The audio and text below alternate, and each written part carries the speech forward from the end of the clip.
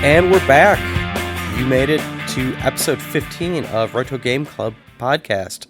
I am Rob, and with me is Hugh. Hey, happy birthday, America, depending on when we release this. Yeah, it'll probably be around then. And yeah, my birthday's the day after. I turned 41. Oh, jeez. And well, that's pretty young still, so. Yeah, but I'm sure it's pretty par for the course for, I'm assuming, for our listeners. I hope I'm not offending anyone. Yeah. When I turned 42, I thought I was going to do like a second 21st birthday celebration, and then I was too tired. Yeah. Yeah. So, but that was oh, well. I wish that was this year I was talking about, unfortunately. All right. Well, I'm already making old man mistakes, like our last show having the wrong episode title. So, yeah, so if you... This one will probably have a similar episode title, except, like, maybe for real this time after it? Yeah, something like that. Or name it after the feature topic of the recording interval time period. Yes. Yeah.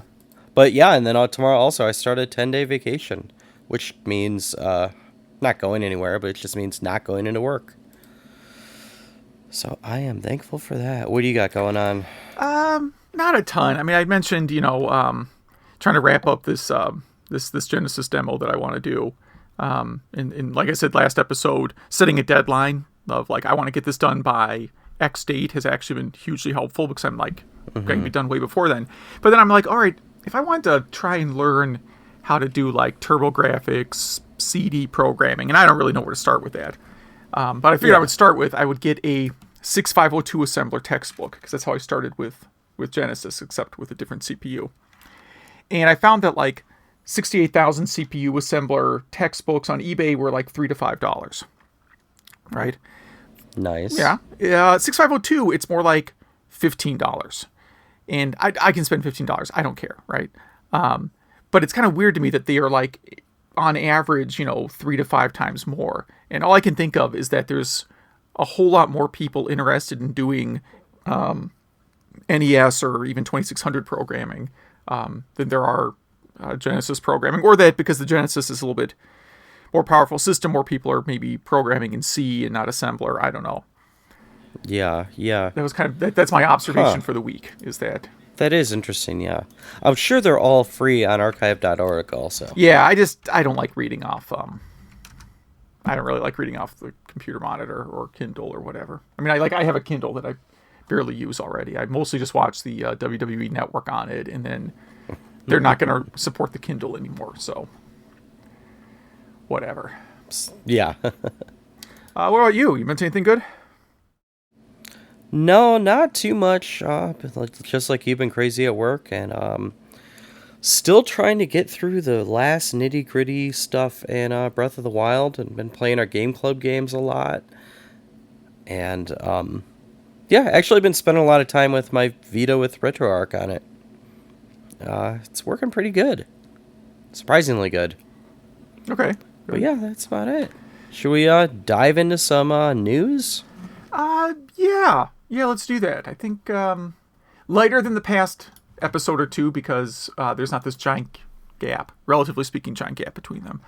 So, yeah, but still a lot of good stuff. I mean, about 8 interesting things here, like the Commodore 64 clone with keyboard. So I think previous iterations of the C64 clones had a cosmetic keyboard and maybe a USB port where you could attach a keyboard. But this is working keyboard. And it is it's not a mini. It's actual size. Yes. Did I say mini? The original C64. Yeah. Mini and working keyboard would be two bad things together, I guess. Exactly. Yep. Yeah, and it's about $120. Comes out December 5th. And I think it has a VIC-20 mode, if I remember this article correctly, but has HDMI out and 4 USB ports. I don't know exactly what you would do with those, but it's still load game. I mean, the problem is like, I guess joystick. One would be joystick. One might be games, but I assume you can fit your entire Commodore 64 library on one 4 gig USB card. Like, yeah, if not smaller. But this comes with a joystick too. That's right. Yeah, yeah. But if you think that one's awful or something, where you want to play a 2-player game, Yeah, this, I don't know. This looks actually pretty cool. yeah, yeah. I would be yeah, I'd have a hard time passing up an Apple II version of one of these because that's what I first learned to program on. I don't ever see Apple getting behind a project like this. I do see the holdings company that owns the rights to Atari getting behind a project like this, like an XE HDMI out. I could see them. I mean, really, like you could see them working with some third party to produce that. Well, I mean, they came out with not one, but two cryptocurrencies. So that company can do anything. They have 2 cryptocurrencies now? 2 cryptocurrencies. So if you want 3 ways to get ripped off, buy both of those and the Atari box. Oh, yeah, look at that. All right, well, I'm not a financial planner, but I would advise you not to invest in those. Yeah, or really anything that company does. But, okay, what do we have next? This is one of my favorites of this episode. EON Super 64 plug-and-play HDMI adapter for your N64. And this is on CastlemaniaGames.com. So for $150 US, you can pre-order, which I did, a HDMI out that just plugs right into the back of your Nintendo 64. It is latency free. It's 1080p, and it also comes with, there's like a little processor in there that there's a button called slick mode with quotes around it that produces a more polished image. So it just it blurs the edges a little bit so you don't get a lot of that jagginess. Mm-hmm. What do you think about this thing? Not worth 150 for me, but a cool idea. I mean, I admit, like, I've bought the component adapters for, which is similar to, I mean, it's not HDMI, but it's pretty close quality for like Genesis and Super Nintendo, and those look great. And those were, I don't know, $40, $50. Mm-hmm. So I don't know if I'm willing to go 3 times as much for better Nintendo 64. Although, in all fairness, Nintendo 64 does look, other than maybe Saturn, is the ugliest system on modern TVs. Oh, I think PlayStation is worse. Yeah. My last PlayStation experience on modern TV was on the Classic Mini, whatever they call it. And that looks all right. So I guess I can go back and try original PlayStation. Most of the time, though, I play PlayStation on the PlayStation 2 with the component out on that. And I don't actually know. I guess it might look better. Someone's going to tell me, no, it's exactly the same. But I feel like it looks a little better that way. But this seems legit simply because this company has a lot of products. I'm not even going to go reading through them all. Oh, other than they did the Dreamcast HDMI kit, which I have boxed up next to me still. Unless this is just a store for a lot of random stuff, which it might be. Yeah, I now everybody can take a drink because I think this might have been the vendor that was at Midwest Gaming Classic with the GameCube HDMI adapter. The logo sure looks the same. I got to go back and check, but there was a vendor that was selling that too, and it was also like $150, which I like the GameCube, but I don't know if you can play HD upscaled GameCube games by buying a used Wii U right now. Exactly. Yeah. And getting Wind Waker. All right. What do we got next here? Live action Final Fantasy XIV series in development from the Witcher producer. I really don't care about this at all, but I figured my bias should not stop it from being on this show. Yeah, I know Final Fantasy XIV is one of the most popular in the series. I realize it's like probably the year Final Fantasy 15 was released, more people were still playing 14 than 15. Yeah, I agree. So I'm sure of that. I just I've never played it. I think is it really just an online game, or there's an offline Yeah, story mode? multiplayer. Yeah, that's why I never got into it. 'Cause I viewed it as like I'm playing World of Warcraft. Yeah, so it's a lot like that, but and I haven't played it. I've just watched a buddy play it a little bit. But in this new TV show, they did promise flying ships and chocobos. So you have that to look forward to, I guess. I mean, nothing wrong with this. Could be a great show. I just I'm a bit skeptical. Yeah. Yeah, I'm sure it'll be all right. It'll probably be all right. I don't know. It's gonna probably watch better it. to work with that than to try and adapt like a Final Fantasy VII into a movie. Oh yeah. Well, in this set, it would span across all games. Yeah, well, I think it said it would include like characters and elements of the game series. Yes, So it there doesn't you go, mean like yep. Cloud is going to show up in the middle of the episode, right? I mean, maybe he will, but I think they're just going to use different elements. And I think stuff that's already in 14, I assume. Probably, yeah. That's probably it. All right, what's next? Let's see, over on arcadeblogger.com, there's a piece here. I know this is not secret. Like, I've seen articles about this in the past, but they just posted a new one about the secret hard to reverse engineer code in Atari Centipede in the arcade cabinet that was used to catch a bootlegger. So people would, bootleg the Atari games or just, kind of hack and modify them into a game that was like really, really similar. And at least one of them got caught because they did not figure out that there was this secret, code that didn't really do anything, but that essentially was like a Morse code representation of, copyright 1982 Atari or whatever. Yeah, and if you look at the video of this game, Magic Worm, it's Centipede. It is, yeah. Yeah, and then the question is, did they design an original game that's very similar to Centipede? Because, again, you can't, like, copyright a kind of, like, game concept, right? Yeah. Like, you can get a license with the NFL and make, have exclusive rights to NFL, but anybody can make a football game. Right? And that kind of the same notion here. We're going to talk about a game today that a lot of people consider a Pac-Man knockoff, right? And you could argue that this is just heavily, a big ripoff like Fighter's History, but Atari was able to prove that no, this was actually just a hack of their game. Pretty cool, though. So it's something that little piece of history that a lot of people don't know about. Nintendo might possibly add retro games to the Switch from That systems. are They're not Nintendo systems. Yes. Yes. This is on Digital Trends, and yeah. So on the Switch, the online service is $20 a year, or for a family plan, it's $35 a year, which is a pretty good deal. And I think the game selection's okay now. They should probably double it or triple it, but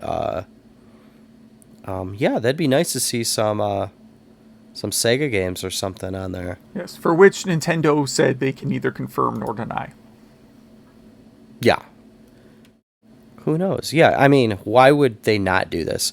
On the Virtual Console, they had non-Nintendo games, so why wouldn't they do that here? Yeah.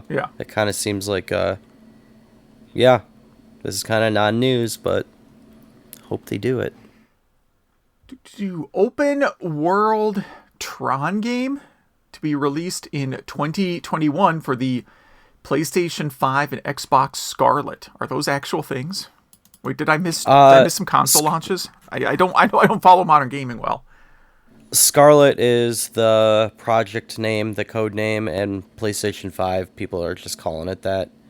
But yeah, so this is on Geek Tyrant, a site I am on all the time. And man, an open world Tron game. What if they did something that's kind of like a world builder, where you could kind of build your own grid, or be on the grid with many other people and have your own little area, and they could do a lot with this concept. I think you just described Second Life. Yes, that's right. Remember when Second Life was going to be like the biggest thing and everybody had to get in on it? And if you company wasn't selling stuff on Second Life, you were going to be out of business in 5 years. Do you remember that? All that hype? Oh yeah, yeah, like around 2006, right? 2005. Yeah, yeah. Yeah, the company I was at was spent a bunch of time trying to figure out how to make money on Second Life because, obviously, like I said, if you didn't have Second Life or a presence on Second Life, you might as well just shut your doors now. And I remember telling the people at the time, like, the pace that this company moves and develops product, like, by the time we launch something, Second Life won't be a thing. And I was right. Yeah, there's got to be some people still on it for some weird reason. Yeah, it's one of those things where you're probably going to find out, like, there's 100 million users in South Korea. It'll be something like that. And that's not a knock on South Korea. Just sometimes you find, like, oh, it's still big in this specific region among people aged 41 to 49. Like, you just find these crazy little communities that, not crazy little, because it's 100 million people. But, these sort of communities that stick around forever and keep a game going. Like MySpace. Everyone thinks MySpace is gone, but I guess overseas it's still moderately successful. Although they did delete like 60% of all the music, and it took weeks for anyone to even notice. Yeah, I don't know. How do you think that was accidental? No, I don't. I really don't. Like we're spending too much on storage. No one listens to these songs anyway, so just delete them. Yeah. I think this next one was yours. Pinball Hall of Fame and Bowl Expo. Oh, yeah, Scorbit? sure, why not?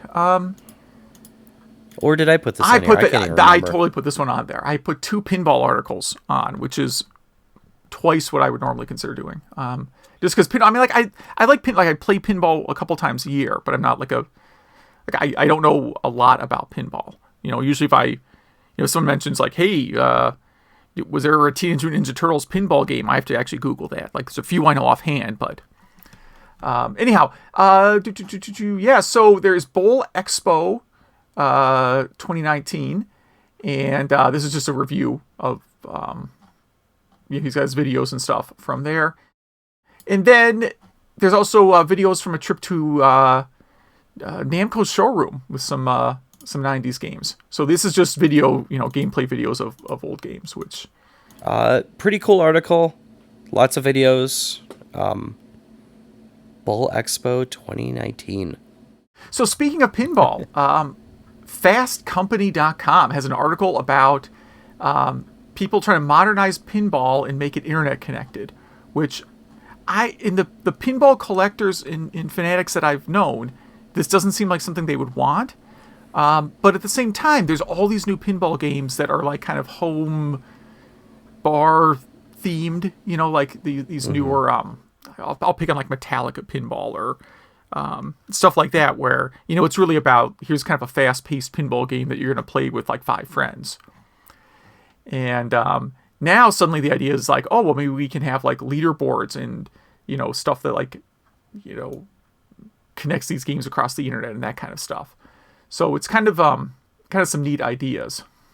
One of the ideas I liked was creating an API, so if you have your service guy, you can connect your pinball up to like his pinball API server, and it will alert him if something's wrong, and he could wait, till a certain number of things are wrong with it and come out and fix it.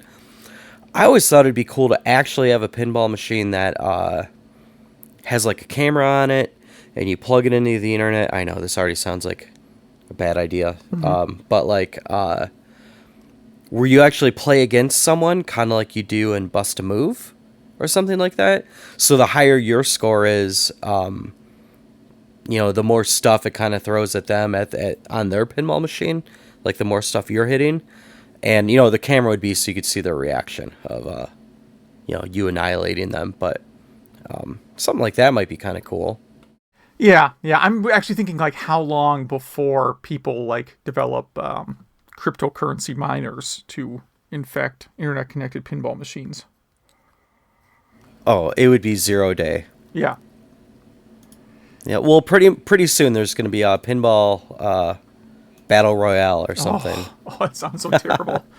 I mean, I sort of in general like the idea, but I think there's a lot of room for badness as well. Yeah, Yeah, I can kind of see. I mean, I can definitely see like a barcade or a microbrewery, someplace that has like 1 or 2 pinball games, kind of doing this. or even connected up to each other like Daytona USA cabs are. You know what I mean? Yeah. Somehow you're playing against the other person. All right. I put this one on right before the show. This is on Kotaku. Stop calling games Metroidvania. So this author has a chip on their shoulder about the term Metroidvania. Mm-hmm. They give a brief history on it. You know, you're listening to this podcast, so you don't need me to read that. But talks about how, it really kind of peaked or became mainstream to use that as a game classification around when Symphony of the Night came out. But then he talks about how, like, first-person shooter actually describes a game. Mm-hmm.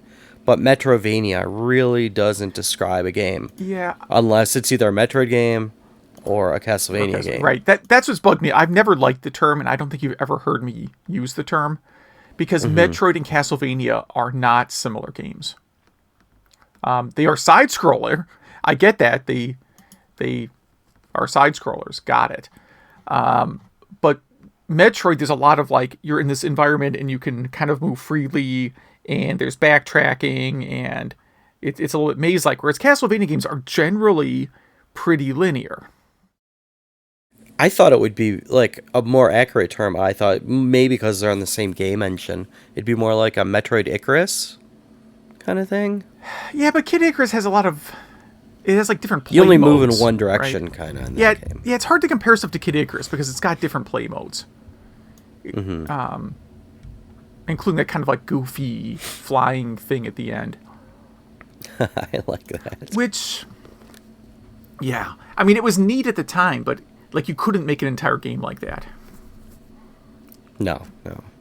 I like that. I mean, you can make a side-scrolling shooter, but you're not using the Kid Icarus side-scrolling shooter thing because it's very kind of slow and works for that one stage.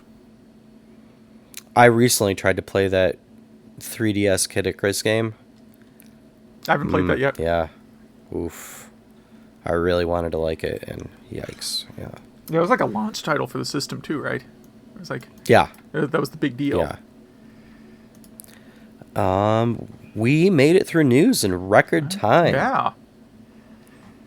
And so our topic of this episode is game console bundles. So we were talking the other day, and there's a lot of unique and cool game console bundles from back in the day. So, you think about how you would get your NES and it came with Rob the Robot and Gyroscope or something. Like a bundle like that. Not just the first release bundle. Like anything that's with it. So, yeah, we got a list together, and there's a website, consolevariations.com, that has a very comprehensive list of the bigger systems. It definitely doesn't have them all, but yeah. really cool I went site. through the site and I'm like, oh yeah, I remember. I worked in a game store between like 92 and 96 ish. There's definitely packages like bundles we got that are not on that list. So whatever, right? But there would be a lot of like really kind of short-lived ones where it's like, just 1 month in September, there happens to be this Sega bundle that comes with Sonic and Knuckles or something. I don't think that's not a real bundle. Of all the ones I just made up, one that I don't think actually we ever got. There'd be ones like the Sega Sports bundle where it's like, here's a Sega Genesis and a sports game, and then like a cushion you can bring to the stadium for when you're done playing video games. We just weird stuff like that. Were there Atari 2600 bundles? I looked and I couldn't find any. So, I have a boxed Atari 2600 Junior, and that's definitely not a bundle. So by bundle, we mean like it's the system and some other stuff. So usually when you buy a system nowadays, it's bare. It's just like the system and the controller And if you buy like the PlayStation Classic Mini, you don't even have a power cable, right? And maybe there's a demo or sampler, and I'm not counting those. Like I think when I bought a PSP, it came with like a sampler disc. I generally don't count sampler disc ones as bundles. No, neither do I. Usually means, yeah, there's some like major accessory or game you've heard of in the bundle. And of course they evolve. Like looking back at these, the thing that surprised me is like, I think some of the best game bundles are towards the end of the lifespan of a system. Yep. Yeah, so let's dive into these. Yeah. I'll start out with our mentions here. So these are ones that we just kind of thought were interesting. It doesn't mean we owned any of these, but the first one was Game Gear that came with Sonic Sports. It was called Sonic Sports System. So Sonic the Hedgehog 2 plus a sports bag for your Game Gear and some games.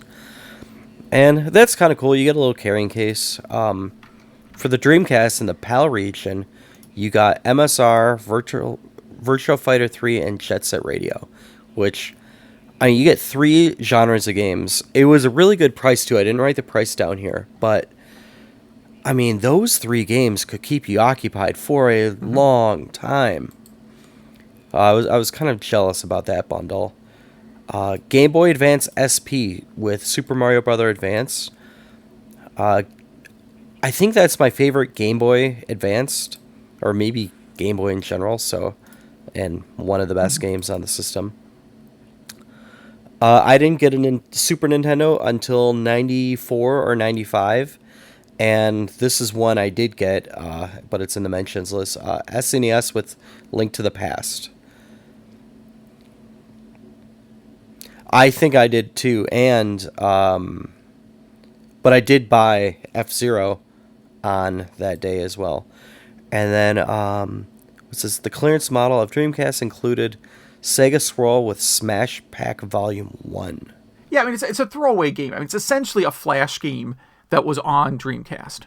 And it's on a bunch of other systems. It's a very small game. I'm positive I'd played a Flash version or a Flash clone of it prior to that. Yeah. But yeah, when I heard back in 2001 when the Dreamcast was discontinued, I'm like, oh, I better go buy one before you just can't find a new Dreamcast anymore. So I just went out to Electronics Boutique, or it was probably EB Games by then, and picked that one up, and it's pretty good. I mean, Smash Pack Volume 1. I got it right here. I happen to have my Dreamcast shelf right next to me. Pull this game out. This is it's got Sonic the Hedgehog, Golden Axe, Shining Force, Wrestle War, Streets of Rage 2, Columns, Virtua Cop 2, which is not a Genesis game, Sega Swirl, Revenge of Shinobi, Altered Beast, Vector Man, and Phantasy Star 2. That's really good. Yeah. It's a pretty decent collection. Yeah, I got my Dreamcast, jeez. It was after they ended it, and it was right when people were ditching it. I mean, I want to say I got mine for like $35. Just some insane price where I was like, why not? Maybe I'll get 2, and at that point, you could already download ISOs and stuff like that. People figured it all out. But let's dive into yours, because ours overlaps, and then I only have a few that don't overlap with yours. Yeah, I did mine in like a top 5, as in the 5 ones that I purchased that I think were my favorites. So these aren't like the 5 best bundles ever produced by mankind, right? These are the 5 that I've bought over the years that I think were the best deals. And I guess number 5 I didn't technically buy. So number 5 I put Nintendo with Donkey Kong 64 in memory expansion, because that's kind of a weird one. I've mentioned before or a few times how, like, when I went back to college in 96, like from 96 to 99, I just was focused entirely on college. Like, I worked. I got a job as a programmer sometime in there too. But for the most part, I was hunkered down, like school, summer school, during the winter break, taking a winter class, like everything. Like, just get through this stuff as fast as I can. And I didn't play a lot of video games. I took like many years off of video gaming. I don't think I bought a single new game in that time. And my girlfriend at the time, who I'm now married to, We graduated, in December 99. She actually graduated like spring 99. I graduated like December 99. And she knew I was really looking forward to, of all things, like being done with college, the number one thing I was looking forward to was playing video games again. Mm-hmm. So that Christmas, she bought me the Nintendo 64 with Donkey Kong 64. And I got a lot of mileage out of that thing. And it's kind of a sought-after model because it's the transparent plastic controller and system. Oh, yeah. I love that So one. it's a cool-looking system, and I know Donkey Kong 64 has maybe mixed reviews out there. I haven't gone from, like, the last thing I played was the 32X to Donkey Kong 64. It was a pretty big upgrade. Yeah. So I definitely enjoyed the system a lot. And then didn't have to buy an extra memory card when Majora's Mask came out. Mm-hmm. So that was really good. I like that one. And what did I also have on here? Number 4, I put the 3DS with Link Between Worlds. Yeah, I thought that was an interesting one. So what artwork is on that 3DS? It is, it's gold Zelda-themed artwork. So again, you can tell I kind of fall for these gimmick systems that have like weird designs on them. Well, I have the Majora's Mask one. Okay. Which is a good bundle too. Yeah, this is just sort of gold. Hold on. Here it is. That's my 3DS case, in case you're wondering. Yeah, just kind of gold Triforce pattern. Oh, I like that one better than mine. And that's one where, again, I'd like held off on buying the system for a while.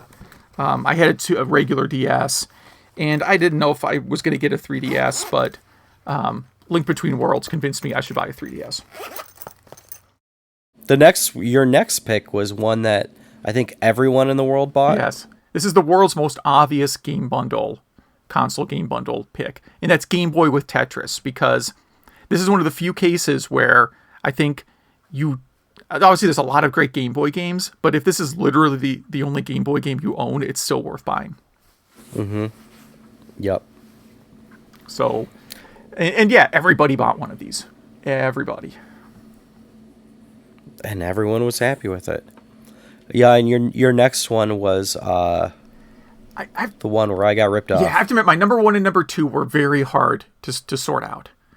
So at one point, I finally was convinced to buy a Super Nintendo in like probably 93.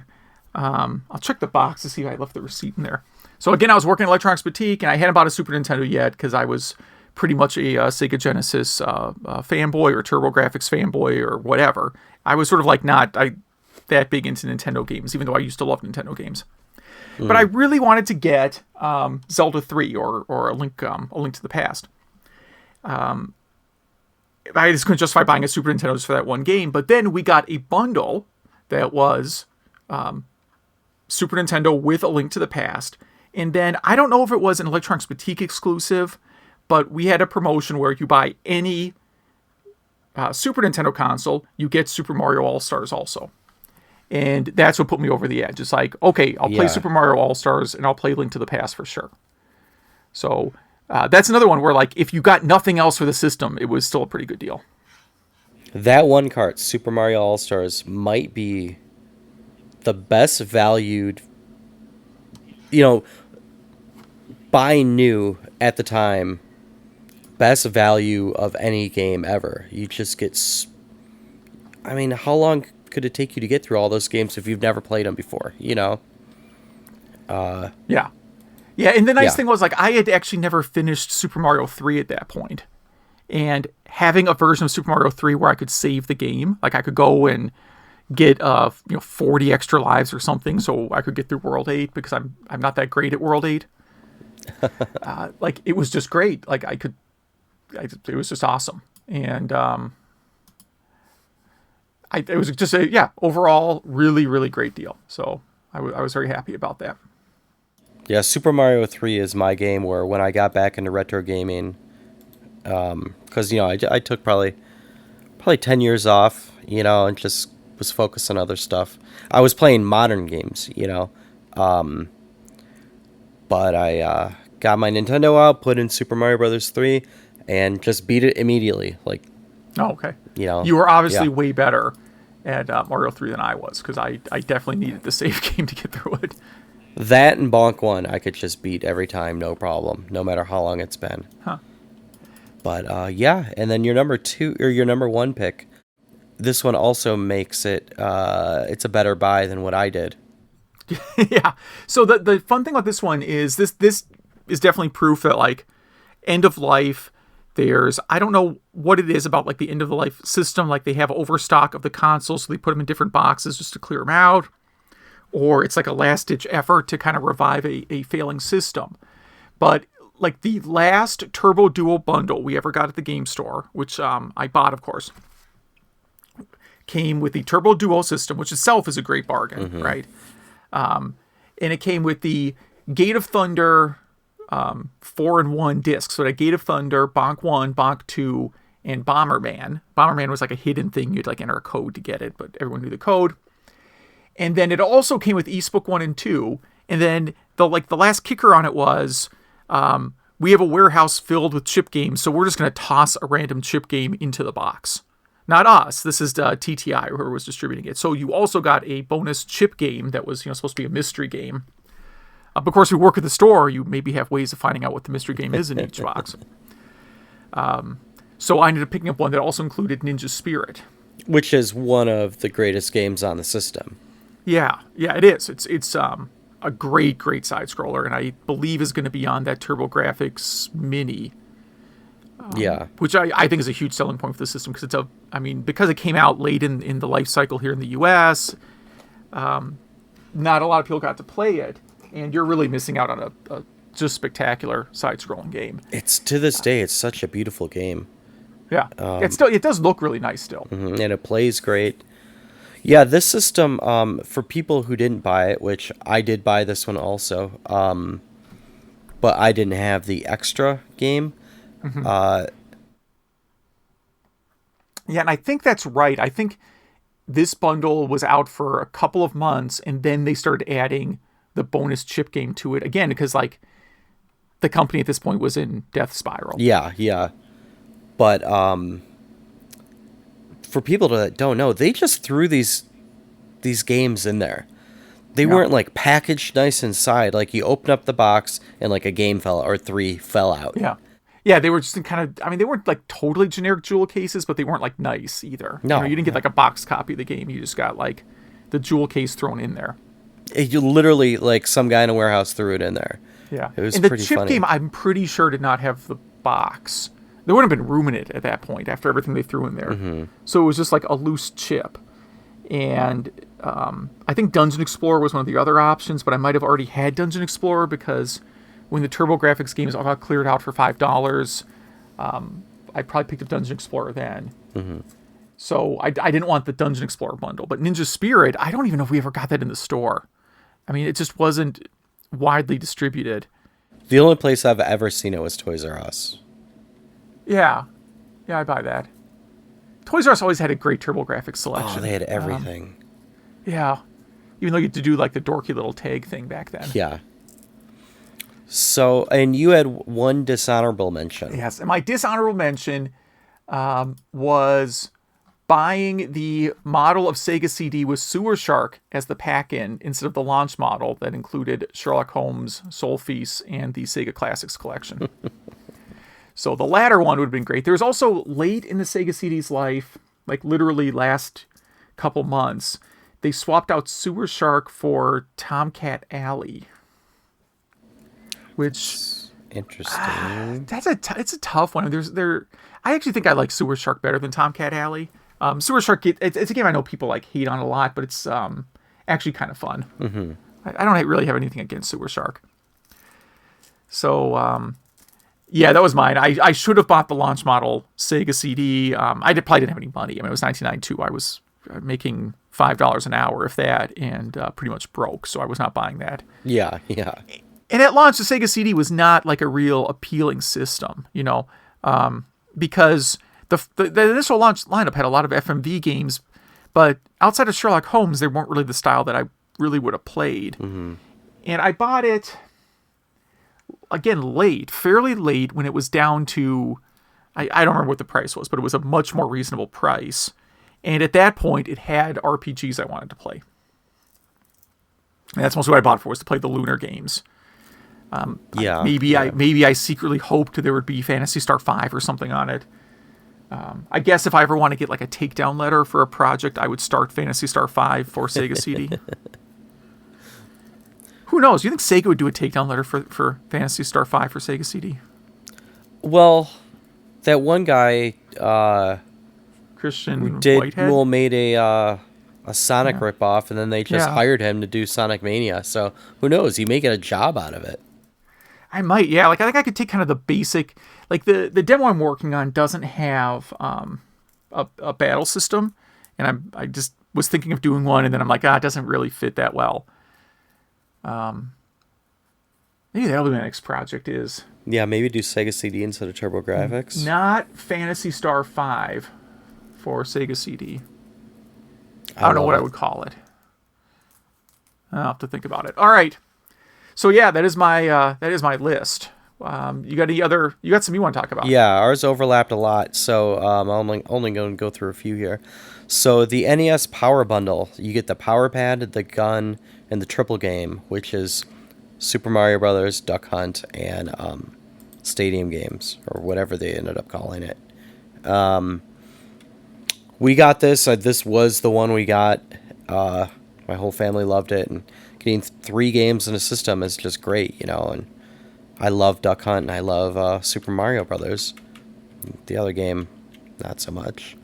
And then I did not have this one, but I thought it was really cool. Super Nintendo that came with the Super Game Boy set.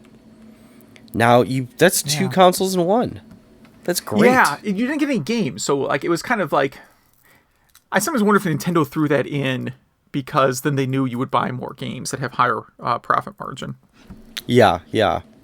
And then I just put in the Super Nintendo with Super Mario Brothers All-Stars because, I mean, what a bargain, But yeah, so if any listeners has any cool, funny, not so cool console bundles they want to talk about, please email us. Email at retrogameclub.net. And I think that leads us into Game Club. Yeah, absolutely. Let's start with yours. Okay, sure. So I went with Lock and Chase, as last week's title implies. So Lock and Chase was a game I was first introduced to on Intellivision. And it was one of the first Intellivision games I owned. And I knew it was like a Pac-Man clone, but it sort of, expanded on Pac-Man a little bit. So in this one, you're a bandit, a robber, who is in the bank stealing gold coins, because all the banks just have a maze of gold coins. And you have like 4 police bobbies chasing after you. And, you're in a maze. The maze never changes, so it's like Pac-Man, not like Miss Pac-Man. And, there's a power-up. Now, it was like a center space that is sort of like a power-up. Like a dollar sign appears in the center, and if you hit it, then the police are stunned for a second or two. Mm-hmm. The arcade version, it works a little bit different. I didn't know Lock and Chase was an arcade game really until like a couple years later. And then a bonus item appears in the center that is some sort of valuable item, like a expensive top hat. Or a telephone. I think the idea of a rotary phone being like an expensive prize is pretty funny. Today, my kids certainly would not understand that. You do not have any power-ups, though, like that you can use to, defeat the cops. But what you can do is there's like little notches in the walls, and after you pass through a wall, you can actually put up a barrier that lasts for like 10 seconds. So you actually block off part of the maze. And you can have 2 barriers going at once, right? And but again, you can really screw yourself up with them, but too. If you, like I forget how long, let's say 10 seconds. I've never actually timed it. And if you can get one of the police trapped between 2 barriers to where they can't escape, you get like a 100-point bonus. Oh, I didn't do that. I didn't know that. Yeah, you get like a small, it's not a huge bonus, but it's a bonus. And it takes one of them off the board for a little bit. But usually you're just doing it because one of them's chasing you and you want to divert them.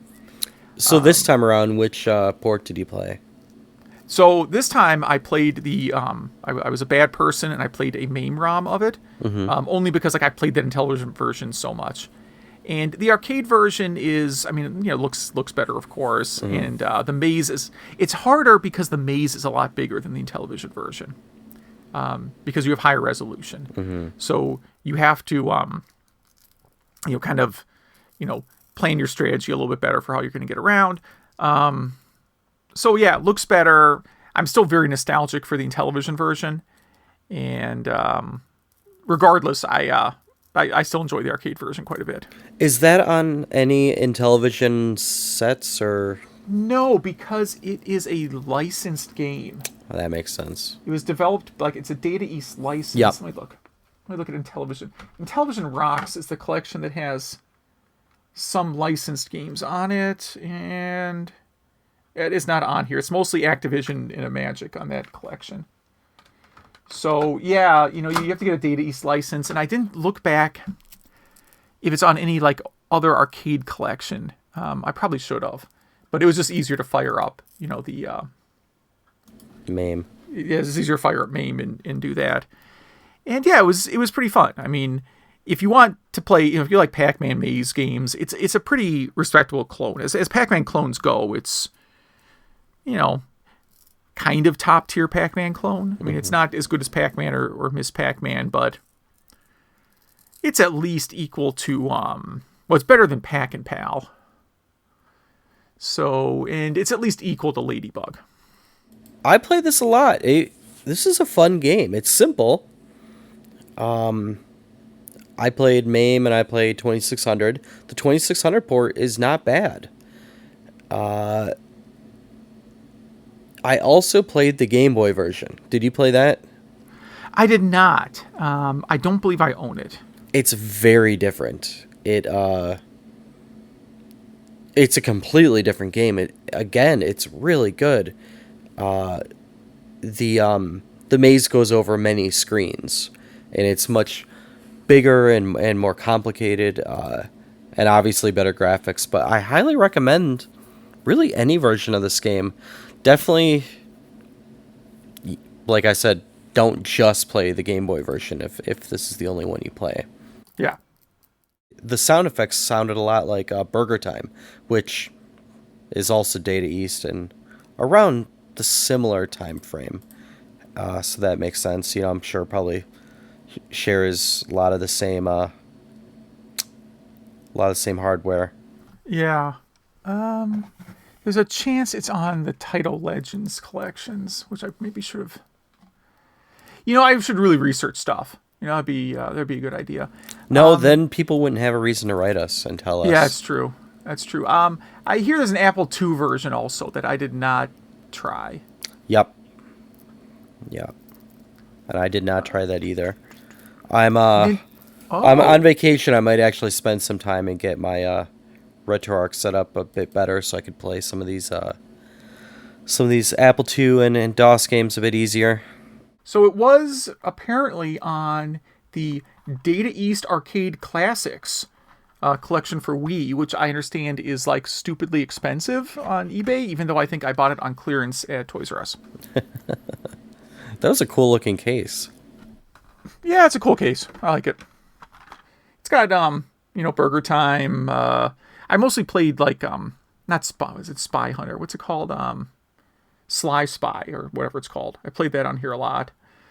I might have done a playthrough of Bad Dudes on here also.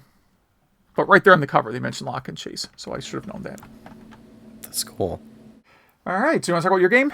Yeah, so I went with F-Zero on the Super Nintendo, and this was a launch title for the system, showing off Mode 7, so,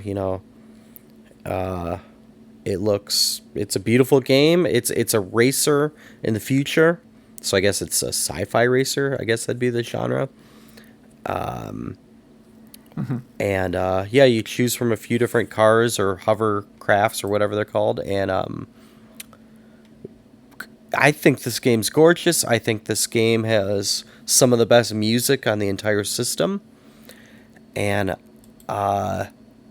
it was a reason why I wanted between this and Link to the Past. That's why I needed a Super Nintendo. And by the time I got one, this game was on clearance. Yeah. because everyone else had already bought it. I loved playing it again. It played great on my Vita. I do not own this one anymore. What is that? This is the Nintendo Play It Loud CD. It's a collection of a whopping six Super Nintendo songs. Wow. And track number 2 is F-Zero. Wow. To your point. So they put it up there with such esteemed soundtracks as Yoshi's Island, Legend of Zelda, Super Metroid, Star Fox, and Ken Griffey Jr.'s Winning Run. That's an interesting one. That's in a weird... One of these things is not like the others. I think if you're listening to the show, you've probably played F-Zero. It has a few sequels. I do want to see if this could be upscaled at all, with any patches or anything. I did not have time to look into that, and I did not have time to look into the double disc version, the 64DD expansion version of this, to see how it was different. I tried to, but my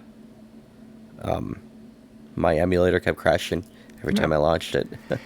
Yeah, I never tried this in an emulator. I actually played this really, really, really late. I mentioned not buying a Super Nintendo till like 93 or whatever. Mm-hmm. And I didn't own F-Zero till probably till the Zeros. And I'd probably seen it in Smash Brothers, like one of the Smash Brothers games before I played the actual game. And then, of course, I have it on the Super Nintendo Classic, so that's what I replayed it on. And, yeah, I mean, it's a little tough. Like, I think if I played it in 91, I would still be pretty wowed by it. I think it is a very impressive game for its time. I'm not great at racing games, but I think I like the artwork. I like the, the effects, and the music is great. Definitely top, I don't know what number, Nintendo soundtracks, but it's pretty high. It's up there, yeah. One thing I really like about this game is, unlike the Mario Kart series, and I'm sure I'll go on YouTube and prove myself wrong, but there's not a lot of ways to cheat and to hop around and, skip half the level, you know what I mean, half the track. So I haven't really watched any speedruns on this yet, but if any listener wants to correct me on that. But I just thought it was cool how, it's kind of a level playing field. The only thing I really don't like about it is, I forget the name of the level, but it's one where there's like wind and you're kind of getting blown around. That kind of felt like a Mario Lost Levels gimmicky thing. No one likes that because you don't have control over it, really.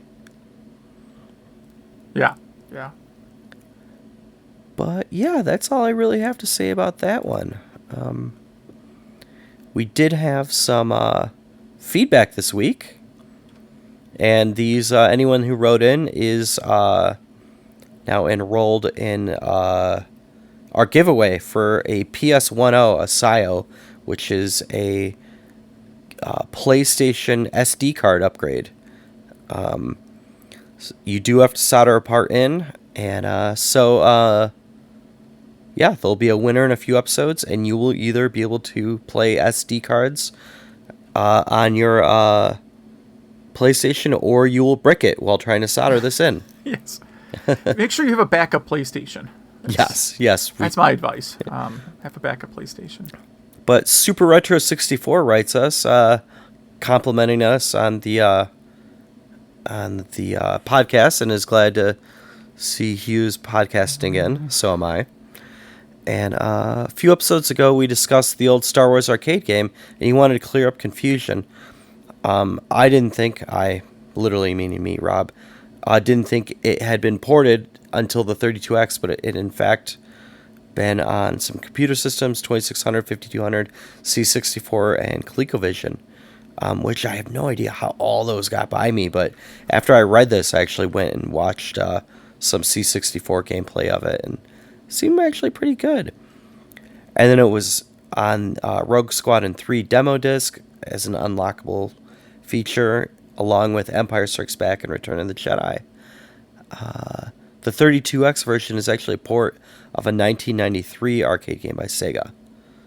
And then on Facebook, we mentioned that I was doing some mods and to send an email about it. A long time ago, he was emptying garbage bins downtown. One day came across an You should NES. note that was his job. He wasn't doing this for fun. Yes, Okay. yes. I mean, I'm assuming so. And the door was broken off. The insides were filled with who knows what. But he took it anyway. He figured he could make a cool case, so he gutted it, bought a new reproduction door for it. There were little pylons in it to hold things into place. He didn't have proper tools to remove them neatly. He wanted to put some hinges on it and maybe make like a little storage container for his Game Boy games or a pretty cool lunchbox. Actually, both those are great ideas. Later, he found an N64 in the trash too. He thought about making a Kleenex dispenser out of it, but he couldn't bring himself to gut it, which I'm sure the world thanks you for that. Yes. And he wonders why we don't have outro music. Really, it's just because it's a time issue. One day we will. Yeah. And Yeah, I mean, I did get an Atari 7800 out of the trash because I was living in an apartment building, and there's like, a community dumpster. And when people moved out, if they had stuff that was like not really trash, but they didn't want to move it, they were usually nice enough to stack it next to the dumpster rather than put it in the dumpster. Mm-hmm. And someone there had stacked a 7800 and a bunch of games. that's awesome. Did it work? Oh yeah, it worked great. That's great. Yeah, There's actually I forget the name of the old website. It's like macmods something. But anyway, someone made a Kleenex dispenser out of the cube, the old Mac cube, which I always thought was funny. Yeah. Yeah, I mean, if you want to get those systems, the best way to do it is I had a coworker who brought me an Apple II and a Mac Mini at work because he knew I was into that kind of stuff. And I sent him up and made him, like, wrote a little program on each to make it look like they were running production systems behind the scenes. So when people came by, they'd see this Apple II with, like, random status messages that looked like production. Yeah. It was really great at freaking people out. Maybe I have too much free time at that job. I don't work there anymore, so don't go ahead and try and fire me from that job. Yeah. Yeah. But I said, how are you getting these? And he said, he helps his wife. His wife coordinates electronics recycling events for villages, right? So like, hey, it's first Sunday in September, everybody dump all your electronics at the village hall, right? And I said, oh, great. How do I get a gig doing that? And he said, well, most of the people collecting those things are there on community service. I said, so you got to get busted for something that's, just community service, like drunken disorderly conduct. Like, don't get a DUI, but, something along those lines. And then he was advising, then I could collect all these electronics. But you also risk getting a actual real criminal record, which I assume is a bad idea.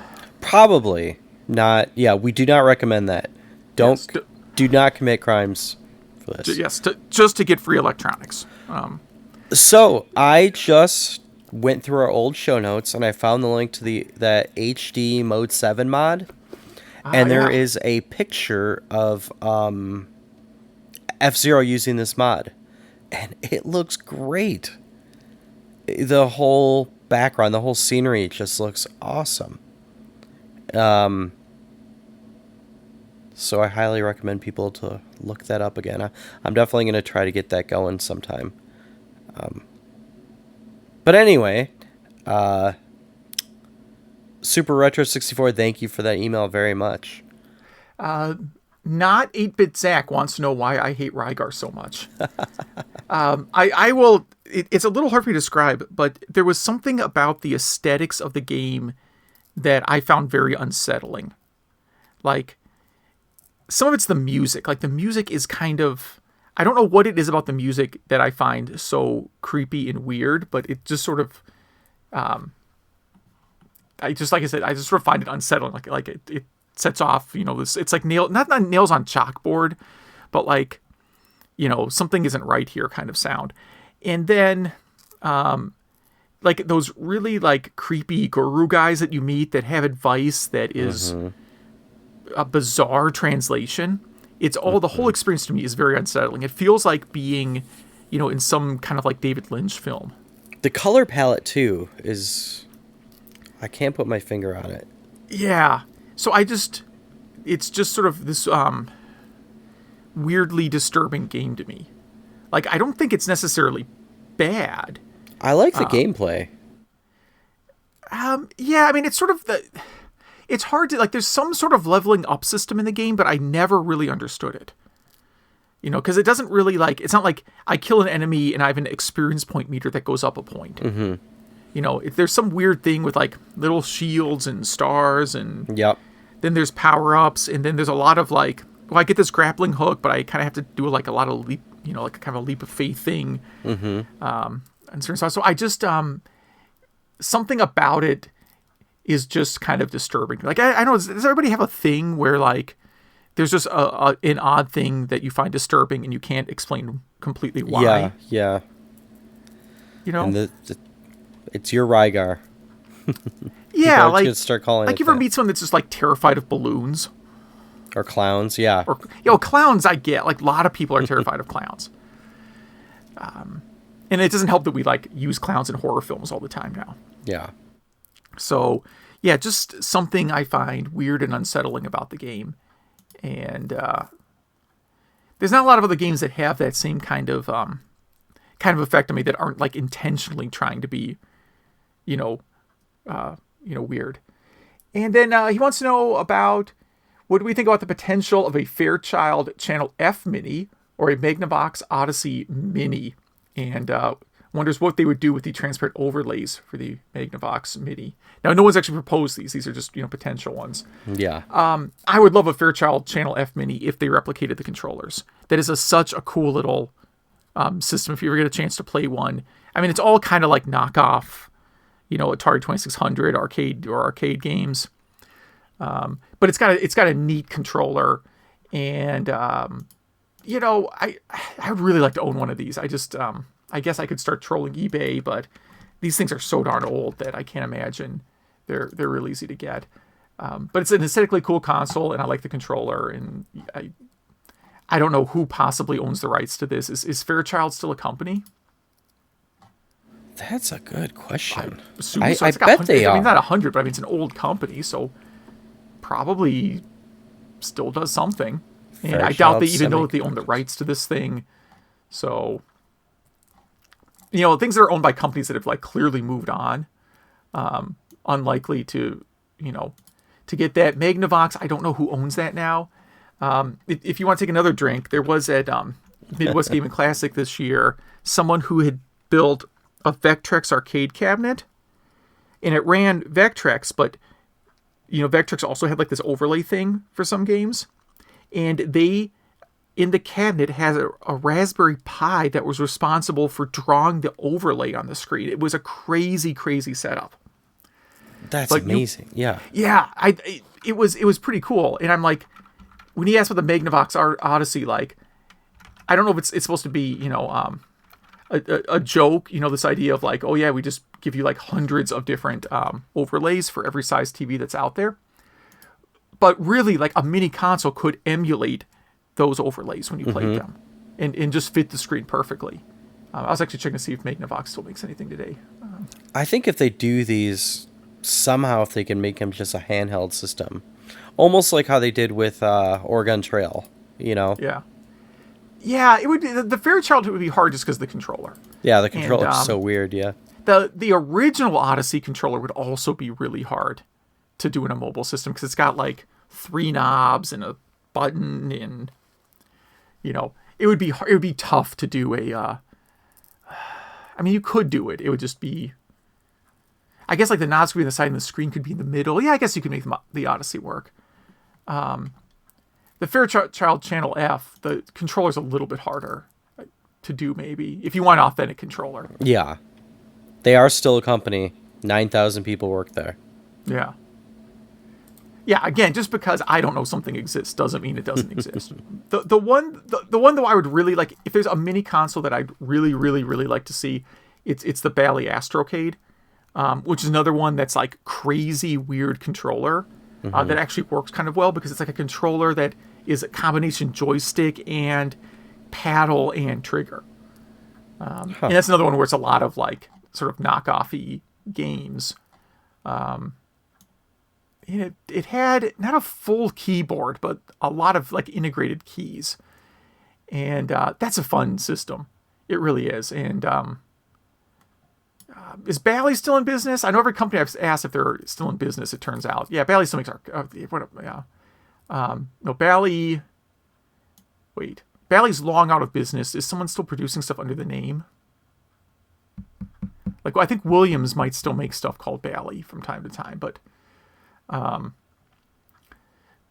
so yeah, someone might own the rights to that, but I doubt they're interested in making a mini system, just because these things probably sold 10 or 20,000 units, and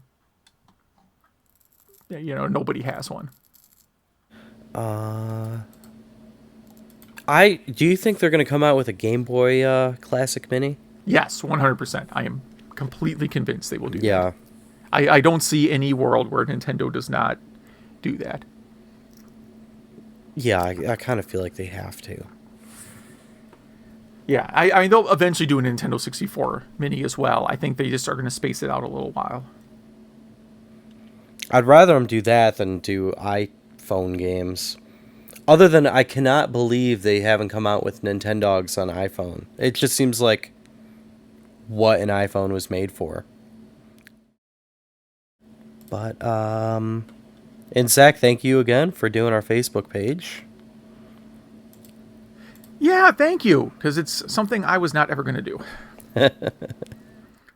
So anybody that wants to volunteer to do stuff, believe me, I almost never say no. If anyone wants to email us, email at retrogameclub.net and play some games. Write us about it.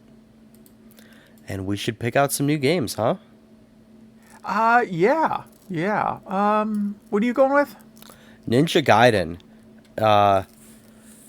I think I'm going to focus on the Master System version. Oh, wow. Okay, that's a bold choice. Yes. I don't know what version I'm going to play. I am pretty much garbage at all of them. I own the Atari Lynx version and a functional Atari Lynx, so that's tempting. And of course, I own the NES version, which I am absolutely horrible at. So I don't know which one I'm going to play. I'm going to go with Food Fight. I'm trying to think of games more like kind of cross-platformy or games that were on a lot of different systems at the time. Mm-hmm. Food Fight was, an Atari game. People probably remembered from the arcade, but since we were talking about the 7800, this was one of my favorite 7800 games. I thought it was just a really solid port. So whether you want to do the 7800 version or arcade version, or I'm sure it's on an Atari collection somewhere. So I think it's a fun game. Maybe if I play it again, I'll be like, hey, wait a minute, this is awful. But no, I know it's a fun game. Well, great. That email address again is email@retrogameclub.net. And we made it through another episode. Yes, I will be more alert next time. Hopefully it's not after a extremely long work week. It's one of those weeks where it's like, oh, it's Tuesday evening and I'm already past 40 hours. Yeah. Now, usually my job isn't like this, but it was just we had a big project due at the end of the month. So, and we wanted to sneak in this episode because with the holiday, our next recording date is unclear. And we'll figure it out later. Yeah, we'll figure it out. No worries. All right. So thanks for listening. Bye.